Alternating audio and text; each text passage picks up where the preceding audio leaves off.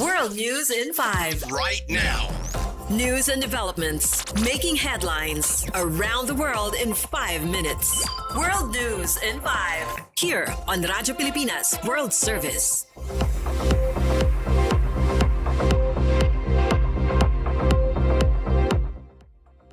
Good day, I am Peñano with today's World News in 5. Yemen's Houthi rebels are threatening to target Saudi Arabia's oil facilities if Riyadh increases its involvement in the conflict.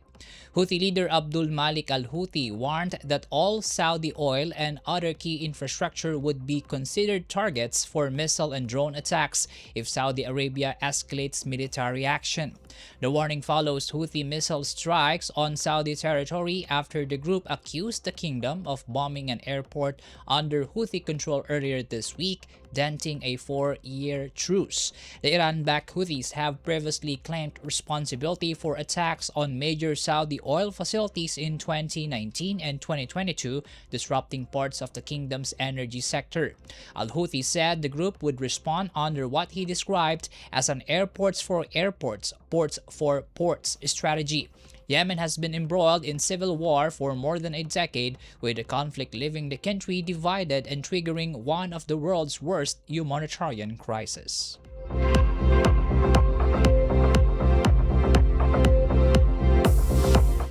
In related news, Pakistan says attacks on Saudi Arabia are a red line as tensions involving Yemen's Houthi rebels raise fears of a wider regional conflict. Pakistani officials say this week's Houthi missile attacks on Saudi Arabia have heightened concerns that Islamabad could be drawn into the conflict under its mutual defense agreement with the kingdom. Pakistan helped broker a temporary US-Iran deal last month and has thousands of troops and fighter jets stationed in Saudi Arabia. One Pakistani official told news agency Reuters that the country's civilian and military leaders have informed Iran that attacks on Saudi Arabia are considered attacks on Pakistan. Analysts say Pakistan fears a renewed Saudi-Houthi conflict could threaten Red Sea shipping routes and force Islamabad to take a more active military role. Despite rising tensions, Pakistan says it remains committed to diplomacy and continues to support dialogue between the United States and Iran while urging all sides to exercise maximum restraint.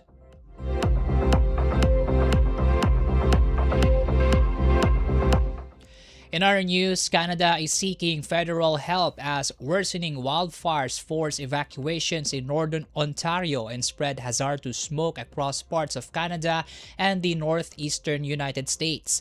Ontario has formally requested federal assistance, including support from the Canadian Armed Forces, to help evacuate residents from remote northern communities threatened by fast-moving wildfires. Prime Minister Mark Carney says the federal government is coordinating with provincial and local authorities and is ready to provide additional assistance as needed. Nearly 860 wildfires are currently burning across Canada, with more than 100 still out of control. More than 2.3 million hectares have already been scorched this year.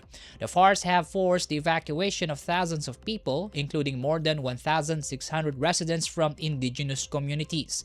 The wildfire crisis has also disrupted transportation and mining operations, while smoke has caused poor air quality in Toronto and parts of the northeastern United States.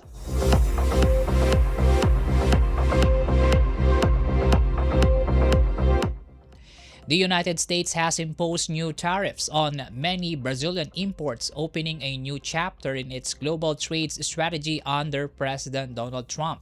The U.S. will impose a 25% tariff on thousands of Brazilian products beginning July 22, making Brazil the first country targeted under Washington's revised trade policy. The Trump administration says the move follows an investigation into what it describes as unfair Brazilian trade practices, including issues involving digital trade and illegal deforestation. Brazilian President Luiz Inácio Lula da Silva rejected the decision, calling it unjustified and saying Brazil will challenge the tariffs through its reciprocity law and at the World Trade Organization.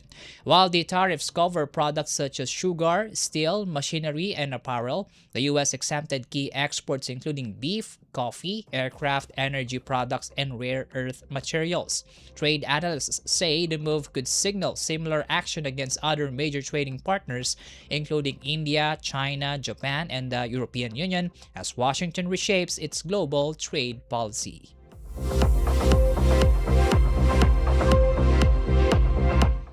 And that concludes today's edition of World News in 5. For Radyo Pilipinas World Service, I am Win Peñano. Good day. World News in 5. Right now. News and developments making headlines around the world in 5 minutes. World News in 5. Here on Radyo Pilipinas World Service.